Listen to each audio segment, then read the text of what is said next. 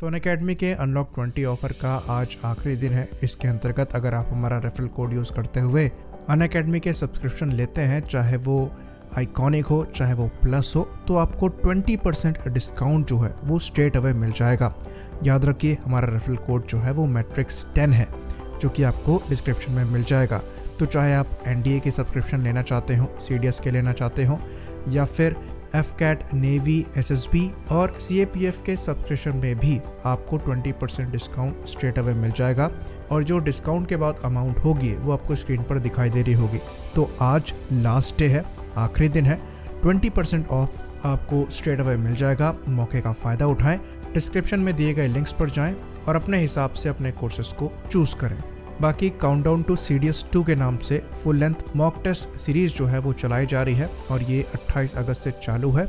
इसमें आप एनरोल कर सकते हैं, लिंक आपको डिस्क्रिप्शन में मिल जाएगा।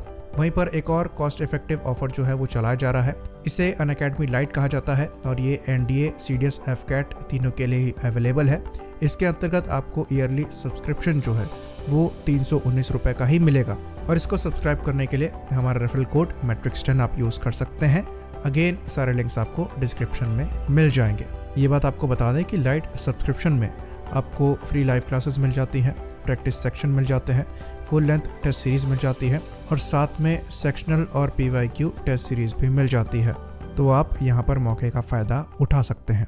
Hello friends, welcome to Defence Matrix. तो जैसे कि हम डिस्कस कर चुके हैं, इंडियन आर्मी ने आरएफआई यानी कि रिक्वेस्ट फॉर इंफॉर्मेशन को इशू किया है 25 टन से कम क्लास की कैटेगरी के लाइट टैंक के लिए। तो जैसा कि हमने पहले डिस्कस किया है, इस आरएफआई में जो मांग करी गई है उसके हिसाब से टैंक का डायमेंशन ऐसा होना चाहिए कि उसे ट्रांसपोर्ट करने में परेशानी ना आए, चाहे उसे रेल से ट्रांसपोर्ट किया जाए, रोड से किया जाए, एयर से किया जाए या फिर वाटर से ही क्यों ना किया जाए।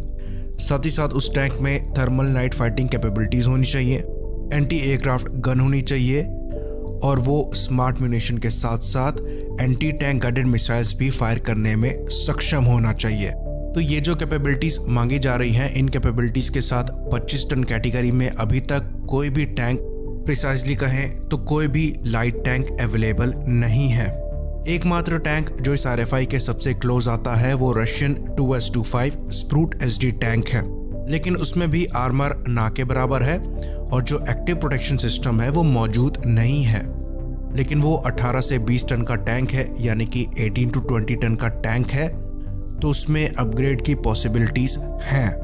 तो यहाँ तक हमने पहले डिस्कस किया हुआ है, पर इस आरएफआई को लेकर जो डिस्कशन चल रहे हैं उसमें कोरियन K21 लाइट टैंक को भी इंक्लूड किया गया है। तो कोरियन K21 को हमने पहले डिस्कस नहीं किया था। इसके पीछे बड़ा रीज़न ये है कि जो K21 है वो आता इन्फेंट्री फाइटिंग व्हीकल की कैटेगरी में है, लेकिन उसे मॉडिफाई करके लाइट टैंक बनाया जा सकता है।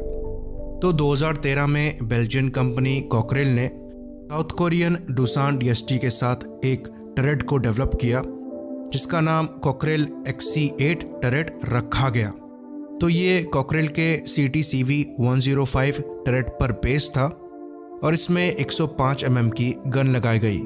तो ये बात आपको बता दें कि इसमें ऑप्शन 120 मिलीमीटर की गन लगाने का भी है। तो ये जो 105 मिलीमीटर की गन है, ये नेटो के 105 मिलीमीटर के एमुनेशंस फायर करने में सक्षम है। साथ ही साथ ये कॉकरेल की फैलरिक 105 gun launched anti tank guided missiles को भी फायर करने में सक्षम है। साथ ही साथ जो इसका टरेट है वो 42 डिग्रीज तक एलिवेशन में जा सकता है, जिसकी वजह से एक हाउइट्जर की तरह ये टैंक 10 किलोमीटर तक इनडायरेक्ट फायर कर सकता है। साथ में जो 120 मिलीमीटर का वर्जन है गन का, उसको लगाने के बाद ये नेटो के 120 मिलीमीटर के एमुनेशन को फायर कर सकता है और कॉकरेल की फैलरिक 120 gun launched anti tank guided missiles को भी फायर कर सकता है। तो ये जो मिसाइल है वो हैवी आर्मर को डिस्ट्रॉय करने में सक्षम है 5 किलोमीटर तक की रेंज में। तो इन टरेट को ऑपरेट करने के लिए आपको 2 आदमियों का क्रू चाहिए और ये ऑटो लोडर के साथ आता है। साथ में ये नाइट ऑपरेशंस को भी परफॉर्म करने में सक्षम है। तो ये जो टैंक है इसमें 3 आदमियों का क्रू लगता है और ये 25 टन क्लास कैटेगरी में आता है। साथ में इसकी जो मेंटेनेंस है वो काफ़ी चीप है। तो ये अपनी 105 मिलीमीटर की गन से स्मार्ट म्यूनिशंस को भी फायर करने में सक्षम है, जो कि 4 किलोमीटर तक टारगेट को हिट करने में सक्षम है। तो ये जो 105 मिलीमीटर की गन है ये मेन मेटल टैंक के आर्मर को तो भेदने में सक्षम नहीं होगी, पर लाइट टैंक्स के और इन्फेंट्री फाइटिंग व्हीकल्स के अगेंस्ट में ये इफेक्टिव निकलकर सामने आएगी। तो इसका जो ऑटो लोडर है उसकी मदद से 8 राउंड यानी कि 8 राउंड्स पर मिनट फायर किया जा सकता है। इसके सेकेंडरी आर्मामेंट की बात करें तो इसमें एक कोएक्सियल 7.62 मिलीमीटर की मशीन गन भी लगी हुई है। साथ में ऑप्शन है 12.7 मिलीमीटर की मशीन गन को माउंट करने का, जिससे रिमोट वेपन स्टेशन पे लगाया जा सकता है। तो ये जो लाइट टैंक है ये एम्फीबियस भी है, यानी कि पानी में भी चलाया जा सकता है। साथ में इसका जो आर्मर है वो भी काफ़ी डिसेंट है और ये एक्टिव प्रोटेक्शन सिस्टम के साथ भी आता है। वहीं पर बात करें इसके पावर टू वेट रेशियो की तो वो भी अराउंड 30 हॉर्स पावर पर टन का है, जो कि इसे काफ़ी अच्छी मनोवरेबिलिटी प्रोवाइड कराएगा। तो ये टैंक अच्छा खासा कंपटीशन देगा रशियन स्प्रूट एसडी टैंक को, जहां पर जो स्प्रूट एसडी टैंक है उसकी फायर पावर इससे बेटर है, पर इसका प्रोटेक्शन ज़्यादा बेटर है। साथ ही साथ इस टैंक का जो पावर टू वेट रेशियो है वो भी स्प्रूट एसडी टैंक से बेटर है।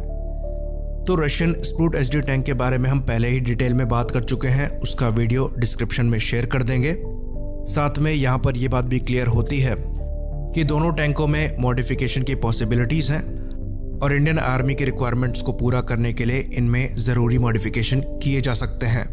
जहां पर स्प्रूट एसडी टैंक में बेटर प्रोटेक्शन सिस्टम प्रोवाइड किया जा सकता है, वहीं पर कोरियन K21 की बात करें तो उसमें 120 मिलीमीटर की मेन गन लगाकर फायर पावर को बढ़ाया जा सकता है। इसी बात पर इस वीडियो को ख़त्म करते हैं। लाइक करिए, सब्सक्राइब करिए। जय हिंद।